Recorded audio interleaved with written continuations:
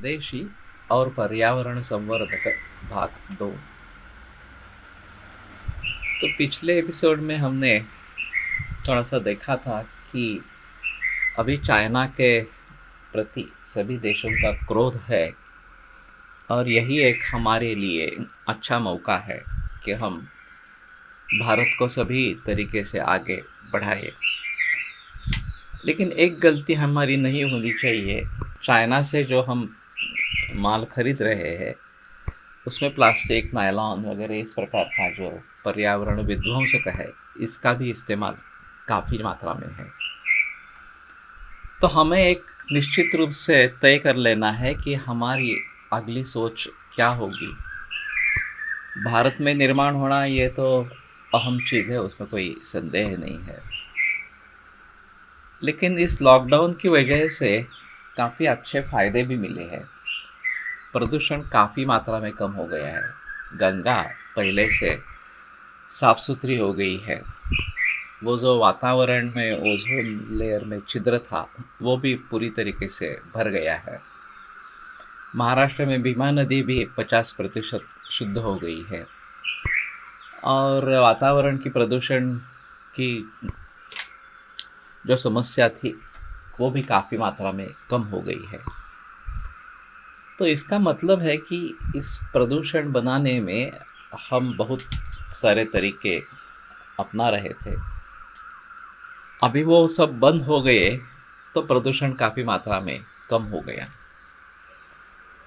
तो इसी को लेकर आगे चलना है। दूसरी चीज़ ऐसी हुई है कि बहुत सारे मजदूर अपने अपने गांवों में चले गए हैं और ये जब अभी लॉकडाउन थोड़ा थोड़ा हटा रहे हैं तो उनको वापस लाने की बात हो रही है। तो मेरा तो ये कहना है कि उनको वापस लाने के बजाय उनको देहातों में ही अगर रोजंदारी उनकी हो जाती है तो वो वहीं पे टिके रहेंगे, अपने घर पे ही रहेंगे।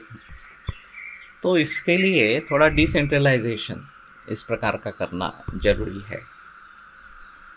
और दूसरी चीज़, हम खेती की तरफ फिर से ध्यान दें। अभी जो खेती हो रही है वो सभी आधुनिक तंत्र से हो रही है, जिसमें इस संकरित बीजों का इस्तेमाल है और फिर ये कीटकनाशक, केमिकल कीटकनाशक और केमिकल पेस्टिसाइड्स या रासायनिक खाद, इनका इस्तेमाल हो रहा है। इससे पर्यावरण की बहुत मात्रा में हानि हुई है और सभी लोगों का स्वास्थ्य बिगड़ गया है। प्राणियों का भी स्वास्थ्य बिगड़ गया है, वनस्पतियों का भी स्वास्थ्य बिगड़ गया है। पानी भी हमारा प्रदूषित हो गया है।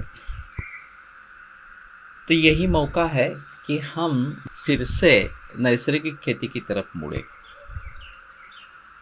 वैसे हजारों साल नैसर्गिक तरीके से खेती होती आ रही थी।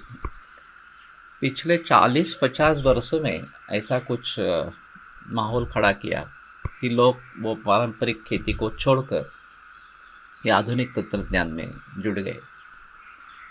हमारी पारंपरिक देसी गायें भैंसे, इनको छोड़कर ये संकरित गाय का जमाना आ गया। और इसके बारे में अभी स्पष्ट निर्देश है कि ये जो दूध है संकरित गाय का, जर्सी गाय हो या होल्स्टीन इस प्रकार की गाय हो, जो 30-30 लीटर तक जिसको दूध कहा जाता है ऐसा कुछ देती है, उससे कैंसर, ऑटिज़म और जुवेनाइल डायबिटीज़ ये बढ़ते हैं। न्यूजीलैंड के डॉक्टर वुडफोर्ड ने इसके बारे में डेविल इन द मिल्क ये किताब लिखी है, जो अभी काफ़ी मशहूर है, amazon.com पर अवेलेबल है। तो कहने का मतलब है कि हम फिर से देसी गायों की तरफ मुड़े और उसके वंश कैसे बढ़े, चाहे वो गिर हो, थारपारकर हो या फिर अन्य देसी गाय हो, लेकिन उनका उत्पादन कैसे बढ़े और ये जर्सी गाय का उत्पादन कैसे कम करते जाए, इसके बारे में सोचना है और उसके आधार पर नैसर्गिक खेती के बारे में हमें सोचना है।